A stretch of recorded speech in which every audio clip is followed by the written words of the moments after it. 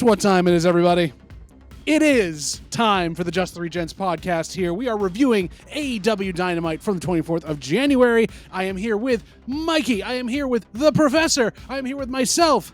And that's pretty good as well. And we are all here to talk about what happened last night on AEW Dynamite, how the change has come for our lovely program here, with rankings being talked about again, with people having actual storylines that are happening, with 2 split women's parts of the show. It was crazy, and yet could do so much better still. But before we get there, as John knows, as Mikey knows, we have to at least tell you that if you like what you see here, BC Wrestle Pod, we want you to subscribe to the channel and get those alert bells going to know what we're doing all the time.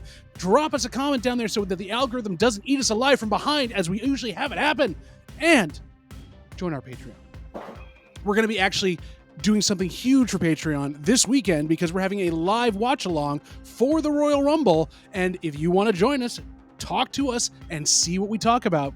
Fingers crossed. Join our Patreon so that we can have that happen, unless Mikey's open house goes too long.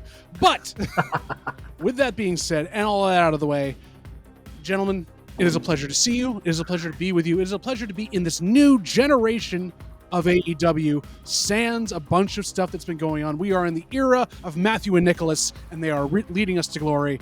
And we start off with corporate champion Joe as he comes down to the ring to talk about his worry about his next couple opponents.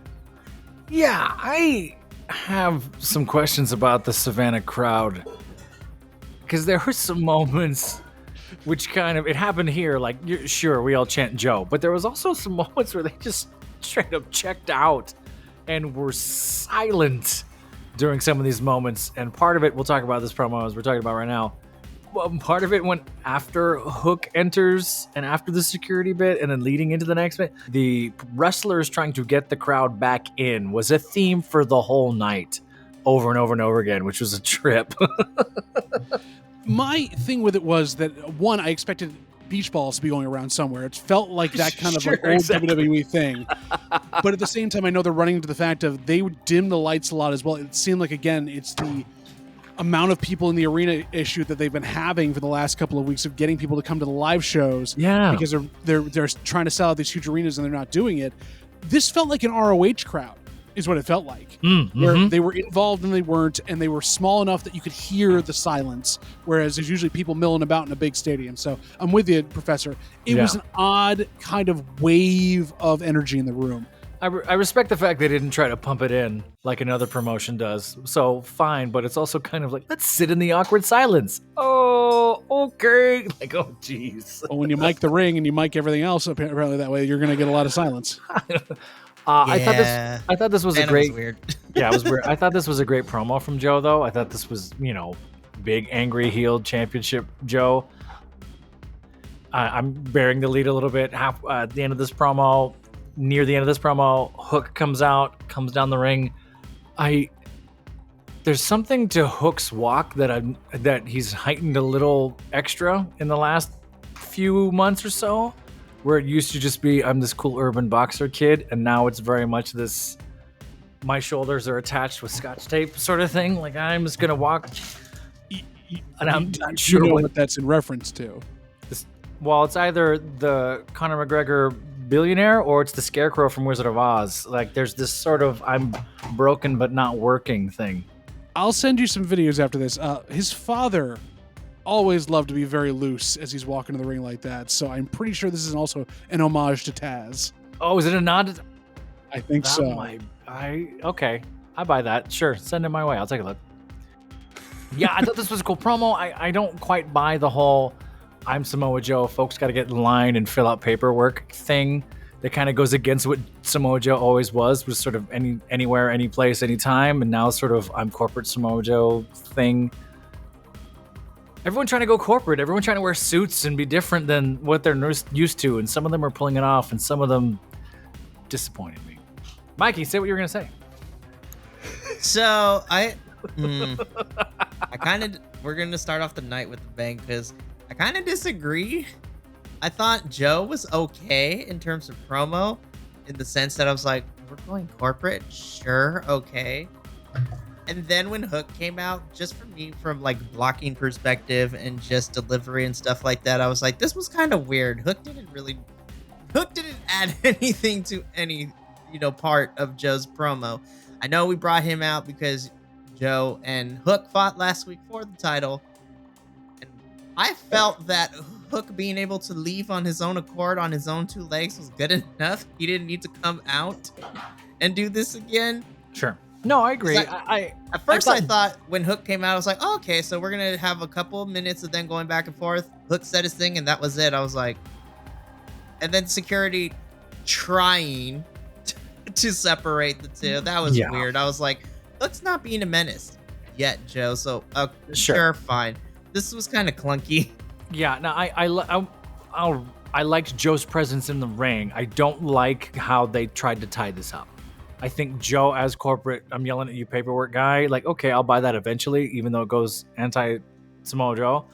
This idea that security get this, what did he say? Unworthy something? It's somewhat the equivalent of like, get this peasant out of my... peasant. Be gone, peasant. I'm fine exactly. With that. I just think it's really funny when, there's security that's wrestlers, and then there's securities that PA, and then there's securities that are actual cops. So it's sort of like the local Savannah talent getting rocked a little bit. Okay, that's cool. But don't hurt slowly those two. Come at me one at a time so I can suplex you. Exactly. So weird. So, I buy it to a point, but it was a little, I think that could have, why are you even there, Hook? Okay, thanks, bye. All right. Took a little shine off the rose there from the night before. But then we had Joe, as Hook was taken out, join commentary because he's got to watch Hangman Page in the next match. He's got to keep an eye on all these people that are trying to take his title, and we go right from there right into Hangman Page versus Penta, in a very hard-hitting and well-told match, I believe. This was pretty much like a really great way to kind of finally start the show after kind of a lackluster promo to go. Yeah, and then this is where I really found... This is where the crowd, I felt it for me, because it's like, the crowd loves Penta. They're all fired up. The bell rings. Ding, ding. Silent for 5 minutes. Like, they were not there.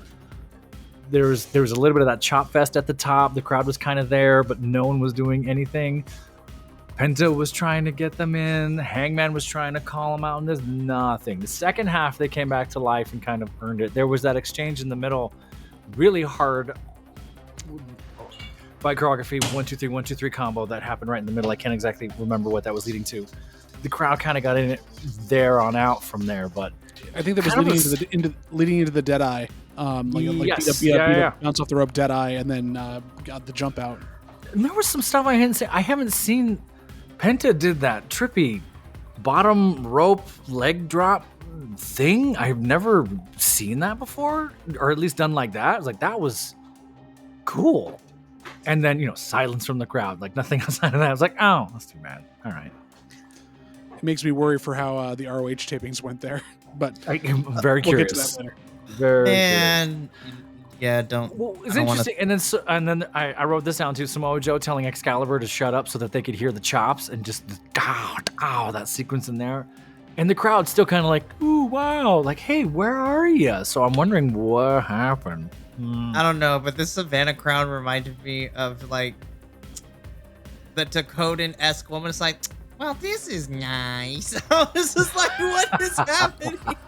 If we go farther back, well, isn't that special? Exactly. Special. I was like, Savannah, like, who could it be? I might be biased because I was very upset. I was very upset. I'm like, this is Penta and Hangman. I was like, this match is going to be good because I know both of them are so good. Savannah, you didn't deserve this match. I'm disappointed in you like my parents are in me. Yeah. Woof. Your parents are disappointed in Savannah? Or I was going to say, that's huge. Like, a whole city. Yes. Both. Why not? I wish I should go back and watch it on a different feed because I really want to know what the Page Samoa Joe banter was at picture-in-picture. Dreaded picture-in-picture. There was something really cool that must have happened there because it looked hot.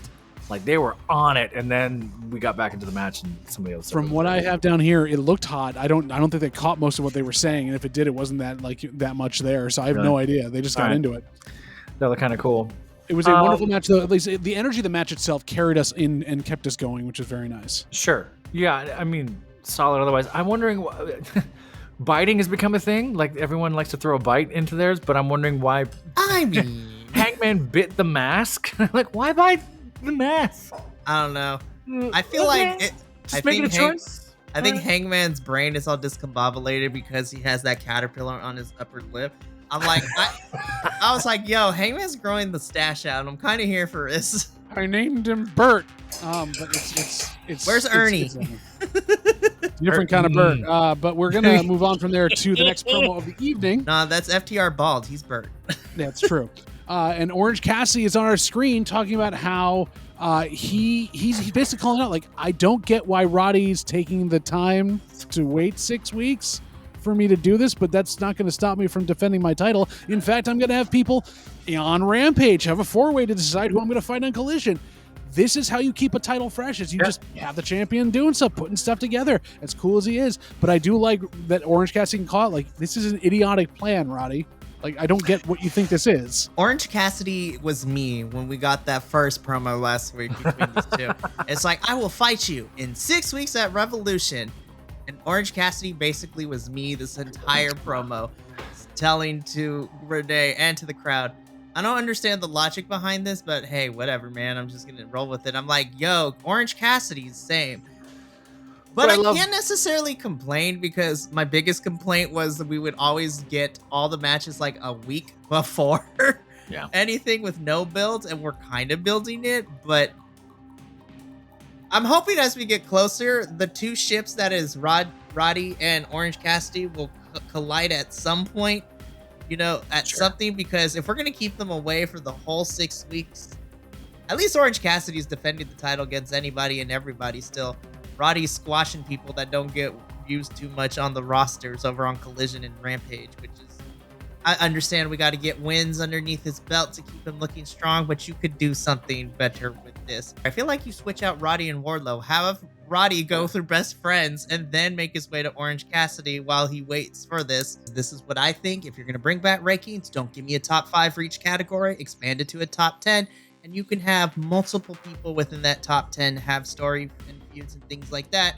And then if you want to have a wrestler be smart, pick a character, like, okay, I'm at rank 10. Hey, let me go to rank number 7 into a match. Oh, look at that. Rank 7 lost to me. So, yeah, you can absolutely use this for storytelling purposes. I mean, just as long as it doesn't become like the draft of another organization, where this means absolutely nothing. Nobody cares. But, make this matter. Yeah, like, it'd be fun. Because that we went from one promo to another, but this is a walk and talk. This is very Aaron Sorkin. Like, I'm walking over here and I'm doing business things, and I'm now in business bucks, and I'm business bucks, and it's Matthew and Nicholas together going over the how the next segment's gonna look. It is running into Top Flight and saying they don't get them, but they're happy they're there as bosses, and just really just kind of feeling that heelish, I guess, corporate feel that everyone's starting to get on the heel side of the ball now. It's right. Kind of strange. I talked about this last week, and I felt like I was defending this choice a little bit because I wanted to see where it would go. Because to me, it has potential to be interesting. There was something about what they were doing that was kind of fun. This made me really disappointed because they kind of commented on it instead of made it a thing. It just felt very blah. I think there were so many more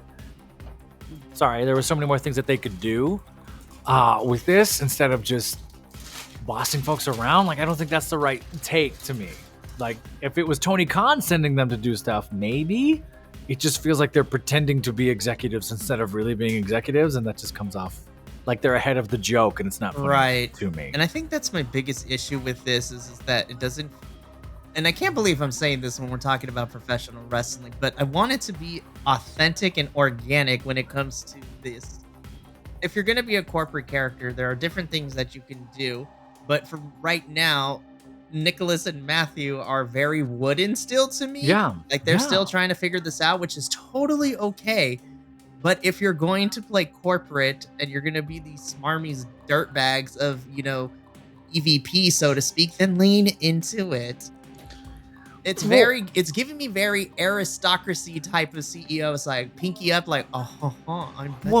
Sure. Like, what is this? And you have to earn that a little bit, right? Exactly. The problem is we have 3-4 years of history of not this, And I think they just did this transition way too fast. We needed to not see them for a while and have them come back as, hey, we've been working in the boardroom, bring us something. Character progression in wrestling, what's that? And I don't mean to talk about realism in professional wrestling, but them saying we're gonna find you next time it's this, or we're gonna find you, we're gonna this and this. It was like, yeah, try to find him. They're gonna throw you through a table. Like, what are you talking about? It was funny when Danielson was doing it for Collision. It's not funny for Dynamite. Well, because with Danielson, we know that Tony Khan is in his pocket and he's in charge of these things, and like we get the business end of that when Danielson says it. With these two, it's just we put on suits because they fit, and now what are we?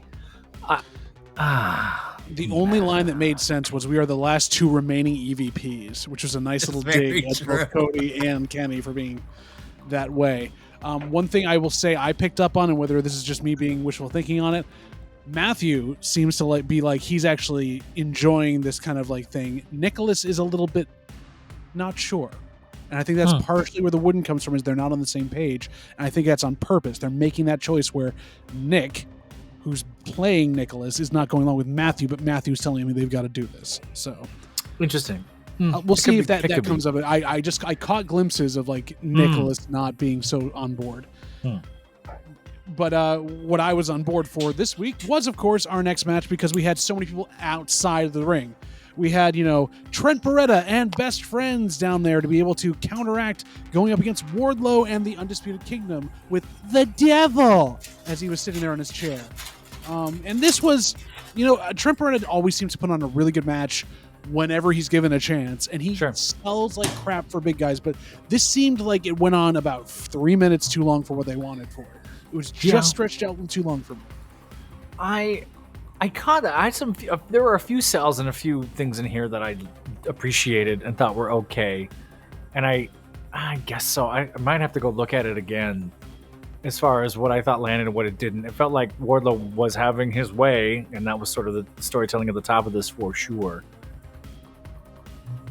Yeah, maybe I wanted a little bit more at the top, maybe. I don't know. I felt distracted by everything on the outside.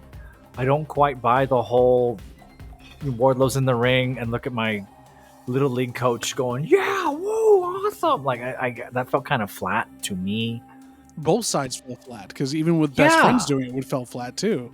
I don't know. And then even at the end of this, it felt very just ho-hum and, oh yeah, this happened. Okay, thanks, bye. Like there was nothing at stake to be that theater person to say that out loud. Oh my God, I've become that guy. I don't know. Like it just, and that's nothing against them. I respect Wardlow for sure. And we've talked about Wardlow here. What are they doing with him? How are they going to do it? What are they going to do with him? Lots of power, lots of, look at this big thing of man meat throwing some other dude around, but... Oh, the crowd didn't care either, though. They were half-hearted Wardlow chants by the end. There really weren't chants. So it was kind of like, flat. We're supposed to do this, I guess? Well, there were chants. It felt like there were plants in the audience. I wrote that down. It felt like there were some AEW folks going like, say Wardlow, say Wardlow, or right? Or they were trying to get anything out of it. The crowd was dead for this one. Yeah. Which must have been super awkward having 10 of them there plus commentary and no sound. Like, woof, what happened here? And unfortunately, it translated like that when I was watching it last night. I was like, now, I know that I'm missing half of it because I'm watching it from home, but geez Louise. The first half of Dynamite made me question it. I'm like, Savannah, I need y'all to get it together because you're not really helping the cause here. And I'm enjoying what I'm seeing. I need you to do better. Well, that powerbomb, that big, huge ending of the thing, picked up, tied out. I yelled at my screen. I'm like, oh my gosh. Yeah, that looked ridiculous, violent, and scary to me. Nutting. Like, wow. All right. Jeez, guys, you're watching a wrestling happen. It's tough not crowd. The grand theater. And I wonder now, and JVL brought this up too. They dimmed the lights in such a way that I don't know how many folks were there. Maybe I had to look again. Like maybe there. I'm glad you brought that up because I thought it was really weird too. I was like, JVL mentioned that like it was like the camera maybe focused in a little bit, but the lights were definitely different. And I was like, how many folks are not here? What happened? It was very sparsely attended. Let's put it that way. It didn't seem like they had the usual crowds they're used to. And on top of that, you also have a weird kind of ending to it where Wardlow's being pulled off by the Undisputed Kingdom, which made no sense. Trent Beretta's mad at everybody in Best Friends now, which happens on and off every once in a while. He hasn't broken up with them yet. Was mad and then still shook Orange's hand and was like, no, okay. But like knocked the belt out of his hand and then was like, That all right, was whatever. weird. Like, That was are you weird. fighting or not? I don't know. They've been, will they, won't they, for the last 2 years, because Yeah. they haven't made Trent go any farther than he has, and that they've wanted to. So I don't know what's up with that. It was kind of in a weird way, a nothing match for all the effort they put into it, and then just feeling like commentary wasn't behind it and the crowds weren't there. So I can't say I really enjoyed.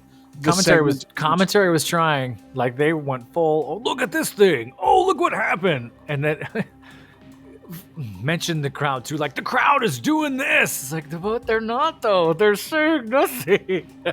Absolutely nothing. Don't lie to me. Exactly.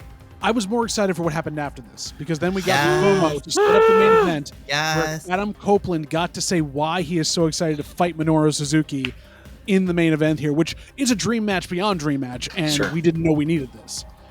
John, you brought up during the pre-thing here that you forgot that you knew about Suzuki's time as a cage fighter, as a Ultimate Fighter, and this is crazy for you to actually go back and remember those times. Yeah, so we were talking before, and like I said, and I grew up an MMA kid, and I was following martial arts and stuff when I was in junior high and high school, and I knew the Pancrase fights and Boss Rutan and Frank Shamrock and all the big names from way, way back, Maurice Smith and other folks. And I had heard of his MMA record. I had never dug into it, and I looked at it the other night and this morning, like, oh my God, I've seen this guy fight. It was just years and years and years ago, and I never would have made the correlation, because if you look at Suzuki in 95 and look at him now, dude has lived a life. Back in 95, that dude was a model, gorgeous. Go give yourself a look, like, whoa, that is a specimen of Japanese beauty. And now it's just a different type of Japanese horror. So been through it all, which we'll talk about when we get to the main event of the evening, because there's knowing all of that and then watching that and just being like, he could murder you at any moment. Like, that's a killer. Mikey, did you feel this promo actually got people invested, though, that may have been casual or weren't watching, or the 6 people that were in Savannah watching on the Tron? I mean, I'm going to be honest. At this point in the show, I kind of lost all faith in Savannah, so I didn't pay them too much attention. I'm like, I'm watching it, so I was excited, but that's because I know that anytime Minoru Suzuki steps into the ring, I'm like, someone's going to, partially die.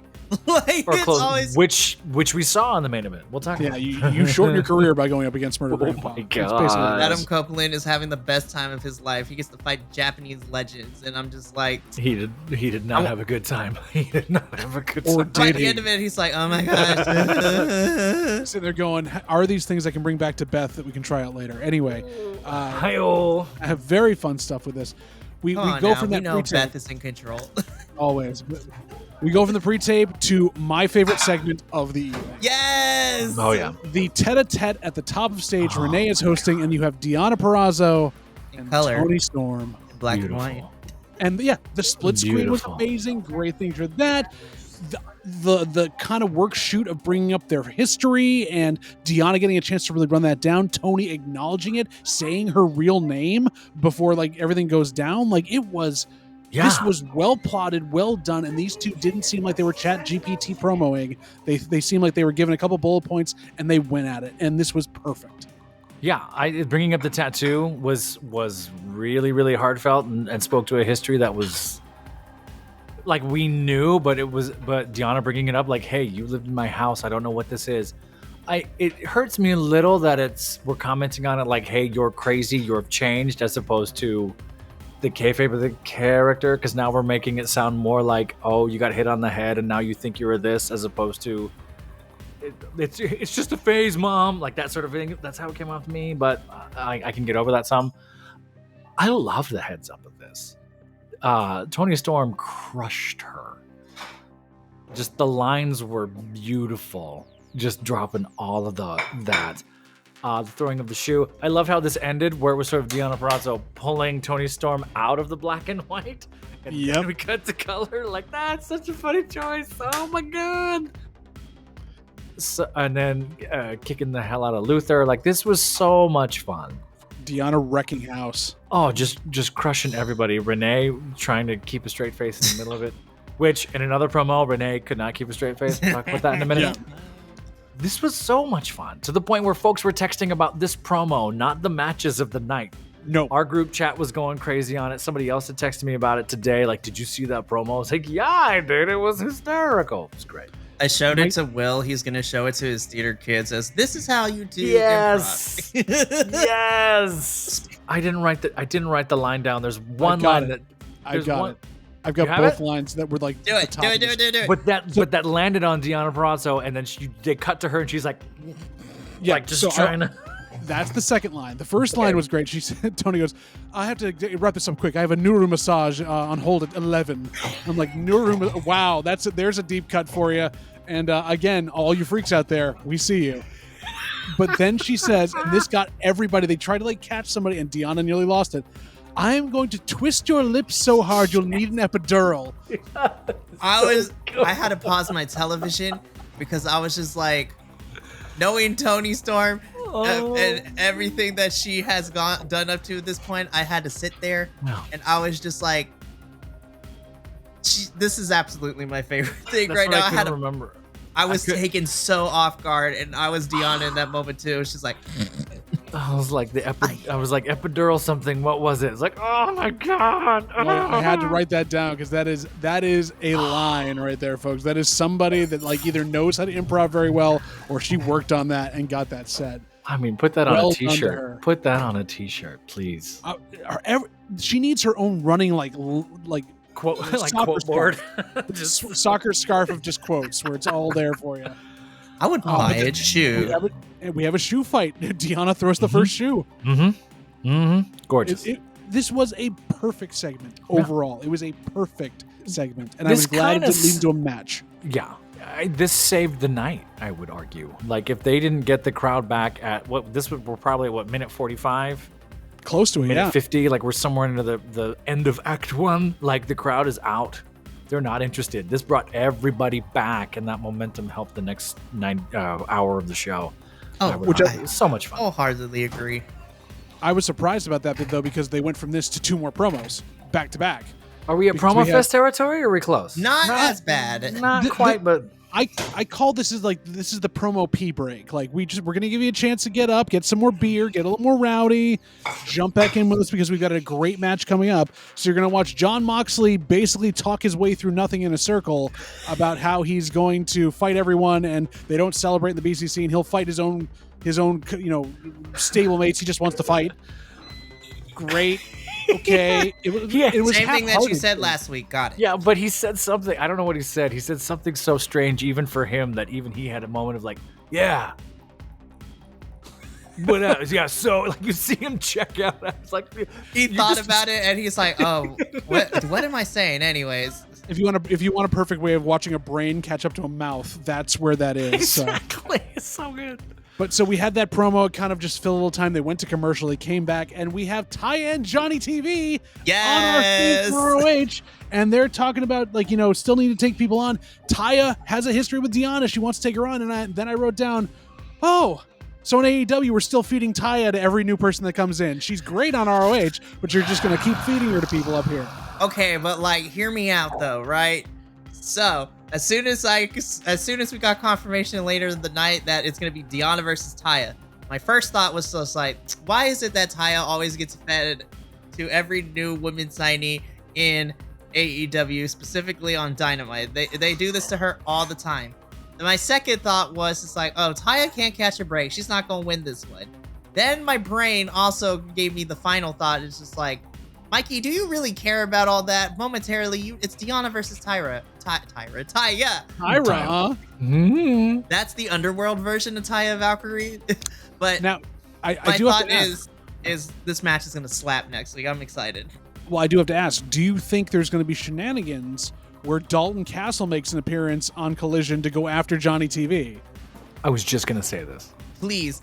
If that is the case and Dalton Castle makes an appearance, I'm like, continuity across all of your shows. Well, who would have thunk it?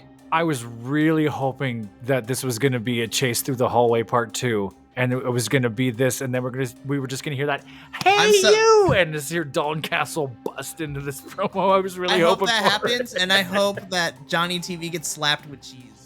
Oh my god, I saw that clip and I was in love with that man. You're I missing need out, to watch man. that. You're missing out. I'm waiting for a first cheese match. That's the next step we have to go to. Happen. As long as it's better than the condiments match from over the summer, like we just got to do better than that. Brainwave here. You know how WWE is selling all these matches now to be able to be sponsored and whatever else they want to do, and they're trying to make it work like Cinnamon Toast Crunch death match between father and son, all those things.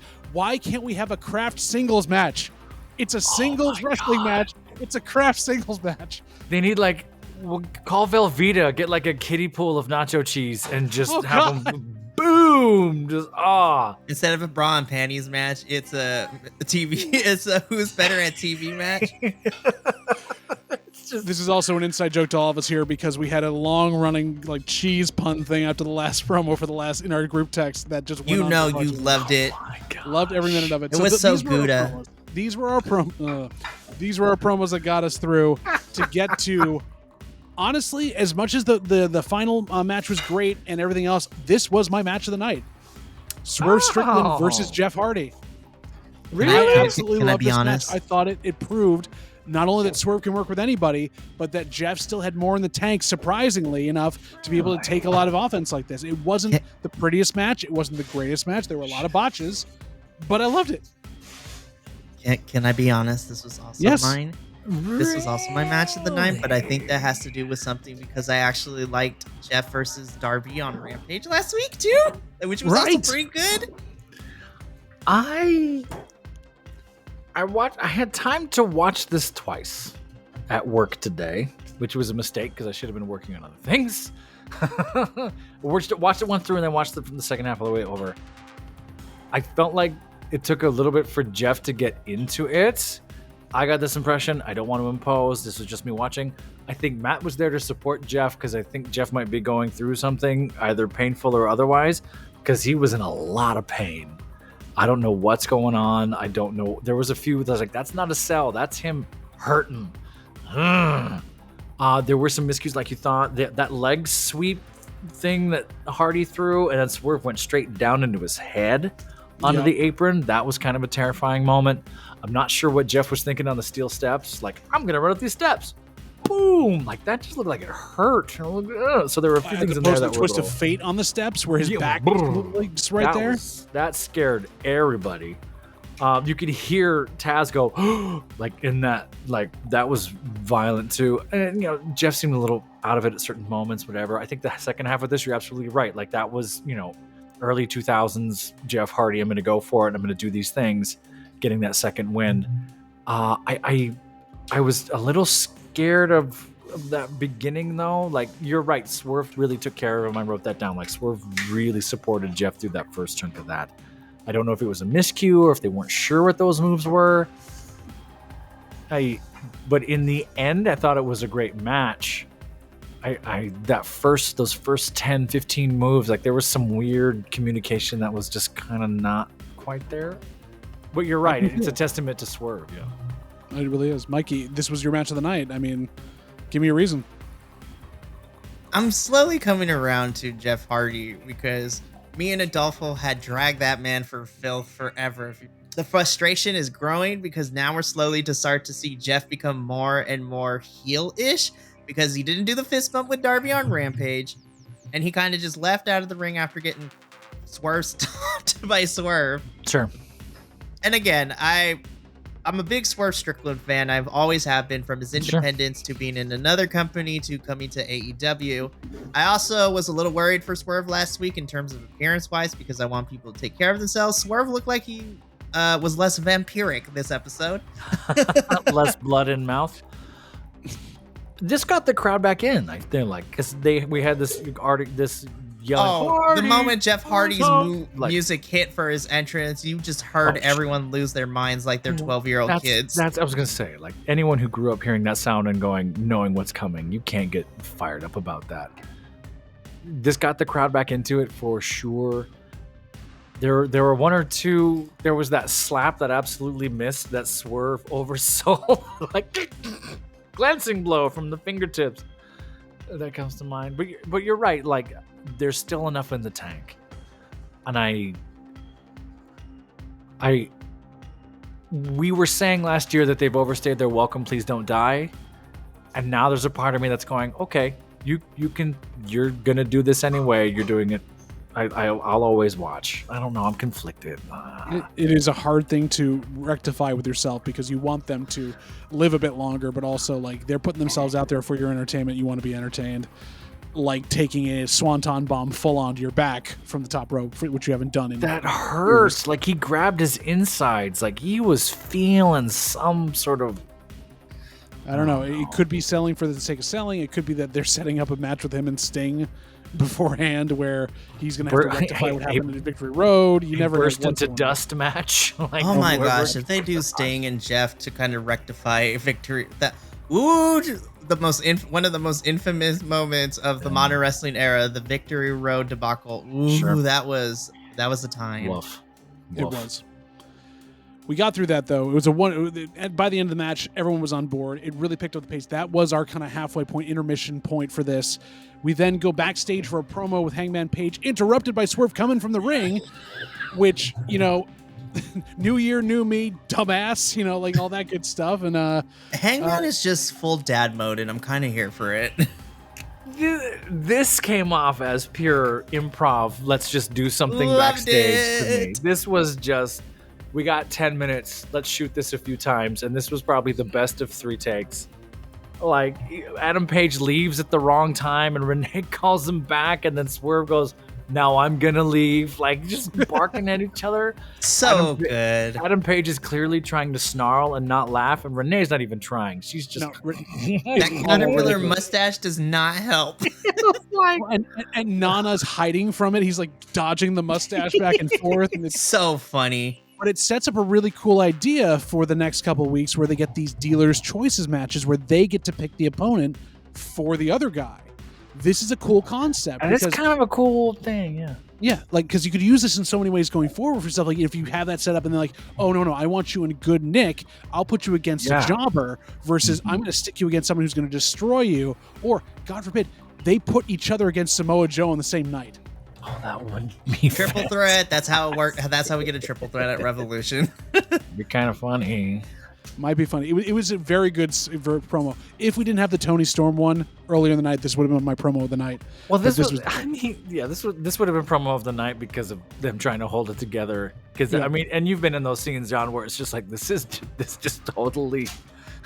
Just keep it alive. Just keep it alive. Okay, we're laughing for the wrong building off that too. Like once someone recognizes it and they're adding to it on purpose just to break the other person at that point. The doesn't game, matter right? if anyone else What's is the game of the scene? The game is, well, we got to break Renee. Yeah. So let's just do that.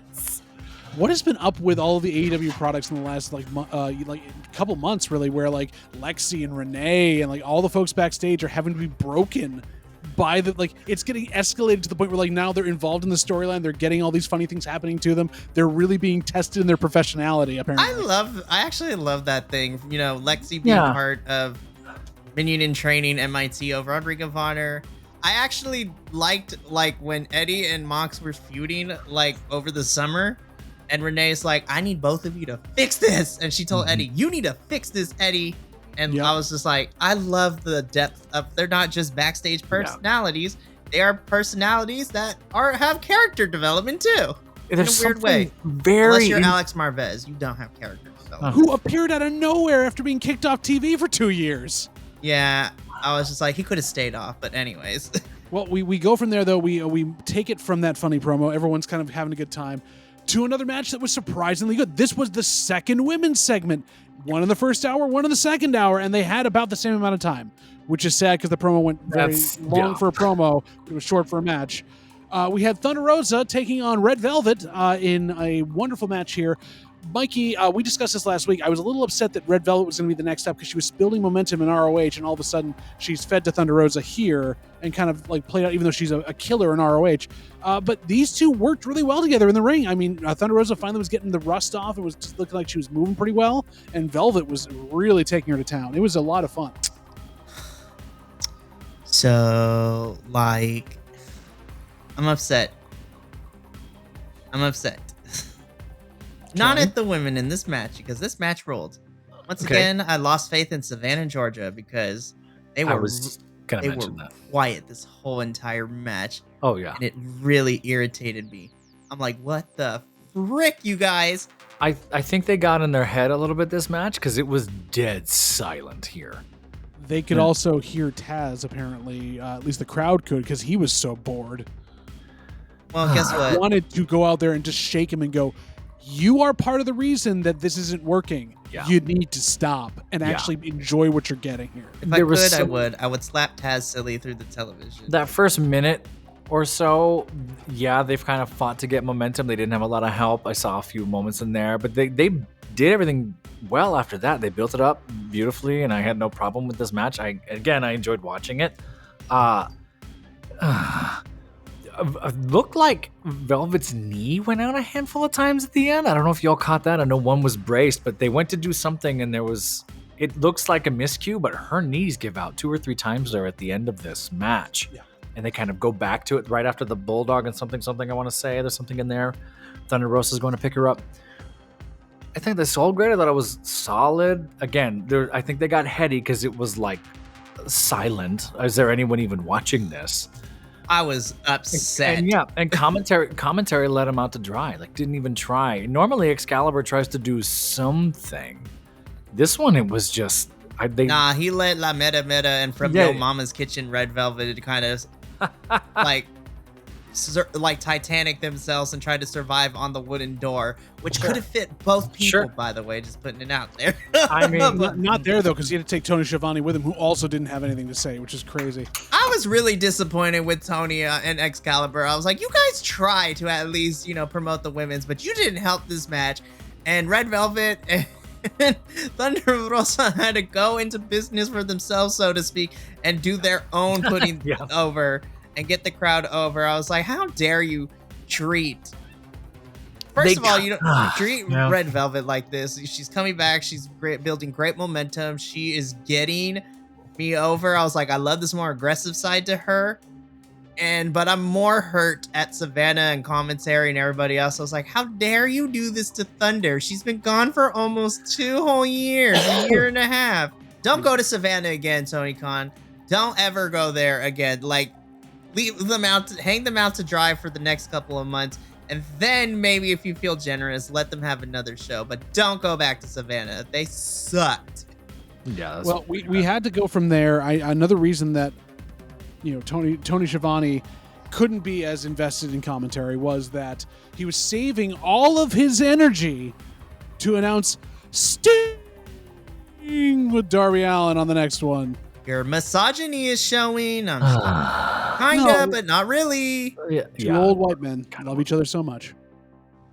I hated this promo. Yep. I did too. I was just like, okay, we're going to hear from them. Darby talks. Sting says the thing. Bam. I was like, Sting goes, all right. And it's over. Like, what are we doing? It's the most half-assed response to Darby trying to pump up people. Sting just didn't want to be there. He could see that it was already like not going to be a good night. He only did half his makeup. His makeup wasn't finished on the top and underneath his neck. I clocked it too. I was like, what happened? Dude, it didn't even look like Darby was wearing the right shoes. The lifts on Darby's shoes are getting like Vladimir Putin style. They're massive now. Like, what is that? Sting's dye job was off because he wasn't prepped. Like, everything was bad about this. If I didn't know better, I would have thought that they got stuck in some storm and just got there late to the venue and everything was thrown together for this and they just couldn't figure it out. But got there. Like, hey, exactly. 10 minutes. Whoa. Like, I'm painting my face in the car type of shit. Turn left. Exactly. Hey, you didn't need this. It didn't add anything. Which then led into the promo after. That also didn't lead anything except that it set up that Darby and Sting are going for Large William and the Pebbles wonderful tag team titles, because the story is now going to become they're going to fight the Bucks at Revolution, lose to the Bucks, and the Bucks are going to get those titles like they were originally going to do until they lost to Kenny Omega and to Jericho for their shot at those. Now they're rejiggering everything else because everyone's hurt or has diverticulitis or anything else. So let's get a response from Ricky Starks, and Large William can just stand there and do nothing. I Which guess we I'm come to bored. find, I'm just yeah. bored. So we get that match in 2 weeks, you guys. So that's gonna be fun.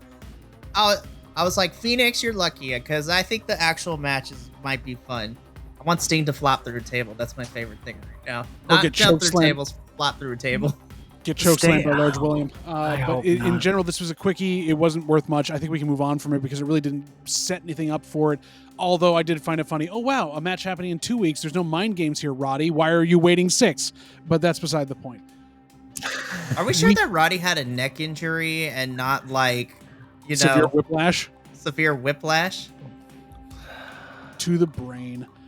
We then got a very interesting grouping. We had the Mogul Embassy come out to take on the supergroup of the Acclaimed and the Bang Bang Gang, the Bang Bang The Scissor Bang Gang. Bang Scissor Gang. And we got the Gun Club and Jay White's entrance before the Acclaimed entrance. So everyone together. And Uneasy Alliance here, kind of doing that stuff, feeding the ROH people to the other group on the trios and knocking down the Mogul Embassy again. I did enjoy people going after Brian Cage and like Taz, like taking him down. Like back when you were actually interesting, you're the most interesting person on here. It was fun. To I have was that. like, damn, who made Taz mad? Like, who made them mad, bro? They went in on Brian Cage. I'm like, don't hurt my teddy bear. Brian Cage is a that sweetheart. rap was great. It was like, Brian Cage, you're no longer the generic number something or whatever. Like, you're no longer Max the most Caster generic has guy. gotten so much better with the types of insults he throws out in his. I still love it when Tony tried to censor them and then they broke the fourth wall for it. It's just like, it was so good, but this was just stupid fun. Like, This this was. was exactly what I knew what I was getting. This was stupid fun. Yeah, there were some fun spots in here. I didn't take notes because I was caught up in like, this is obviously just a carnival. Show me a carnival of man meat. All right, this is great. Well, and we had the fact of like you did to set the story up. The Bang Bang Gang end up like counteracting Nana so that there's no interference. You've got Billy Gunn going for a famouser and getting completely pounced by Toa, which was amazing to see a man that big get pounced. It was huge. Yeah. There was some really fun Nana spots. took a bump. Nana went right into said table. Like, That was the softest table crash I ever saw in the last couple of weeks. I was like, "Oh, the guns do care." Taz called him out for showing his underwear, which I was like, oh, you're doing him dirty. Come on now. You don't need Taz to do was that. just on another one tonight, more than he normally is. I was like, "What I happened?" think the crowd not being into it got to him by the end, so he just started barking at things. I guess. actually caring and like taking time. to Yeah, make things maybe fun. actually doing the thing. Right? That's crazy. I love watching the Acclaimed. I've missed them. I know they've had a few matches here and there, but seeing them consistently makes me happy. And defending Yeah. the titles, no less. Yeah, right. I love seeing the famouser and that happening and being a real finisher. That made me happy too. Yeah, it was fun. It was just fun. Like this It was a one, lot of I didn't. You don't have to. I didn't feel like diagnosing this one or whatever. This was a blast. It was. And it was a good kind of palate cleanser from the weirdness of the night to set up for the main event. But first, we got a reminder that on Collision, Serena Deeb is finally back, and she's about to tear apart the women's Oh division. my So really gosh, excited for her let's go. being back. She got more across in her promo than Sting and Darby did in theirs, and it was a lot of fun to see it video put All the together. Puerto Rican boys get to review her first match since 2021. Like, I'm so excited. And she led us into Adam Copeland, Mr. Grit, versus Murder Grandpa, or Suzuki. Now, this wasn't the cleanest match. This No, wasn't the best match absolutely. they could have had, but this was a spectacle. Oh, They put on a show. Yeah, it was. It gave me everything I knew it was going to be, and I still enjoyed the heck out of it. Oh. I like I said at the top of the show, and before we even began recording, anytime you have Minoru Suzuki on screen, you know someone's gonna they're gonna question all their life choices.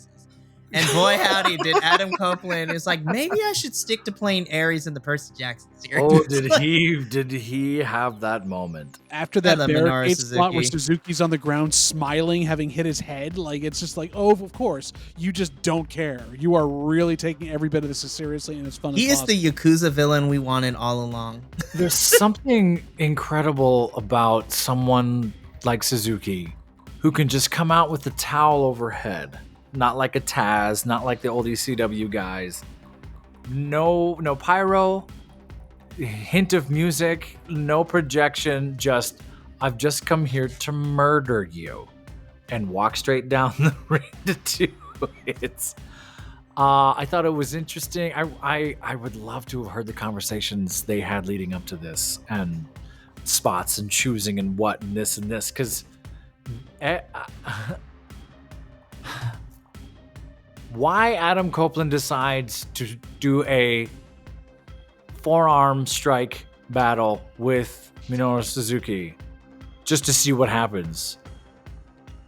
Just chose death. Like, why would you do that? And the second time they do that, he can't put anything on it. He's gassed and he's in so much pain, and everything Suzuki's throwing is just boom and flush and so much pain. I know Adam Copeland's selling, but some of those, I think they really did take the breath out of him. Like, he was hitting them Easily. hard. They chose violence, and they chose it all over that ring. And they both sold really well for each other. I think Adam Copeland was selling because he was dying at the time. And again, knowing that Suzuki's an MMA guy and trained and has done this forever, in a choke and then selling as a choke, and then me watching it and going, yeah, you could kill him at any time. You choose not to. Great main event ending, though. I think they earned it. They got the crowd back, finally. How are you not going with those two? Seriously. Oh, yeah. I mean, the two of you said everything I was going to say, so I don't really have too much to add to this. I think it was Adam Copeland got hit really hard. I'm trying to find the spot. I mean, take your pick. I mean, yeah, there's a lot of spots like that. The barricade spot where his head hit the floor, him running into the turnbuckle to get Suzuki off of him and nearly takes out his jaw that way. There was a couple. Maybe that's the one. There was one that I think it's the turnbuckle, that what you just mentioned, after the Fujiwara, the armbar, the standing armbar he tried to get. Yeah. Is that the one? Yeah. And it was like, I just messed it up. I'm not gonna find it. Sorry, I'm trying to check on my phone. Yeah, where it was just like, ooh, that was like that was. I one knew of exactly what type of match we were getting as soon as I saw that pop up last week on Dynamite. This was a fun match. I really enjoyed it, and of course, in Murder Grandpa fashion, he just leaves because he lost. I was like, yes, you be sour grapes. That's in your character. I love it. And Copeland is trying to painfully try to cut this little promo afterwards. And on the inside, he's just screaming eternally of how much he's going to be hurting. Oh, yeah. It was a tough night at the office for everybody there. But it wasn't a tough night for us. We enjoyed watching this show. Your segues are so good. Tell that to Jesse. Anyhow, we enjoyed watching the show itself, but I don't know how much you enjoyed it yourself. I want to know on a rating of empanadas, because that's how everything in this world needs to be rated, how much you enjoyed the show. Professor, Mikey, what'd you think? This should be higher. The crowd took me out of it, and the fact that the women got done dirty again. There should have been more time here. We didn't need the Darby Allin Sting thing, so I'm taking off some for that. This is approaching 8. It should be much higher for what it was and for what we saw, but it's in that 7.5, high 7s for me, almost 8-ish for sure. The matches that clicked and we liked sold it and were great. We had fun watching the promos. We weren't rolling our eyes. I wish we got more out of the Executive Young Bucks thing. That was kind of a bummer. And that Savannah crowd, man, I'm just sort of shocked. Like, where were you? What happened? Not to sound too much like A Mighty Wind. What happened? Putting it out there, but it's there. It was great. Yeah, much better than the last few weeks of Dynamite. We're going someplace, and seeing Murder Grandpa and Adam Copeland. I mean, that's great. Icing on a cake. Mikey. So, oh yeah, this took a turn. Yes. I'm kind of on the same side as the professor here. The Savannah crowd really sucked the air out of the room for a lot of this. And I can't believe I'm starting a blood feud with an entire city because the way that they were silent during Thunder. Which and I Red wonder Velvet's if this was if the crowd was all in, I wonder if these matches would have popped in a different way, or if the performers were not in their head at certain spots, or if things moved differently. We saw the crowd impact. I mean, and you'd like to think professionals, that doesn't matter, but the fact that we're talking about it, It just made me upset because I'm noticing a trend when it goes to certain cities with certain women wrestlers Sure. that get a pop and don't get a pop. I was like, but if it was Britt Baker, y'all would lose it. But that's a conversation we're not ready to have with that one yet. But the crowd really sucked the air out of the room for me with a lot of this, and I still enjoyed the show. But yeah, Savannah ruined it for me. Darby and Sting's thing. Darby, you tried. You really tried. You tried so hard, and Sting kind of took a dump all over it. I was like, Stinger, I love you, dude, but nah, this is not it. Commentary for the whole entire night I was like, range of emotions for me, wanting to question all my life decisions with the things they're saying to me, wanting to slap Taz half of the time, to me ready to choke out Excalibur for not being the supportive person he's supposed to be. Yeah. As far as backstage stuff and promos and wrestling, everything was pretty decent, but there was just little things that really took my enjoyment out of it. I'm gonna give this a 7.5 for me this week. It's still enjoyable. I loved it, but maybe that's because I guess my expectations were a little too high once I saw what kind of card we got, which that's my fault. Also, it doesn't help that the night before I watched it felt like a go-home show, but not even a go-home show for NXT because they knocked it out of the park, and I gave it an 8.5. There you go. Yeah. Even though this is a 7.5, I still enjoyed it, but so far, and I have weeks of wrestling to continue to watch, this is the lowest rated for me. Raw was even decent this week. Wow. That says a lot, Mikey. That says a ton for this. And this is actually a decently high one for all of us as well, the last couple of Dynamites as well, where we're kind of sitting in that range. I was sitting at about a 7 from the fact of, to counteract the crowd, we got a couple of great matches. Needed to do better. But hopefully it can in a town if they can sell more tickets or go to a smaller venue, like where they can have people on camera that looks nice. But if I had my choice, I'll be watching ROH this week and probably enjoying it more. So that's our ratings for that. That has been our AEW Dynamite review. We love you so much for being here. Thank you to the Professor. Thank you to Mikey for sharing your insights. Both of you so much for watching multiple matches multiple times and watching Adam Copeland get the life choked out of him. Always a fun thing. For the Professor, for Mikey, for myself, thank you for watching with us. Thank you for staying with us for this long. And also remember that you are Biconic. We're all Biconic here. And we'll see you in the next video.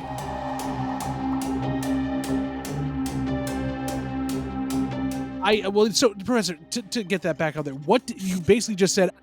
Yes, I jumped on my phone. I was like, I'm out down the street. I'm coming. I'm not even sure if I had words. I didn't check it before I sent it because I was driving. I mean, it was coherent enough. Did it make sense? The transcript was fun because Google tried to transcribe it and it was a little all over the map, but that was okay. Ave Maria. Did it really? It did, yeah.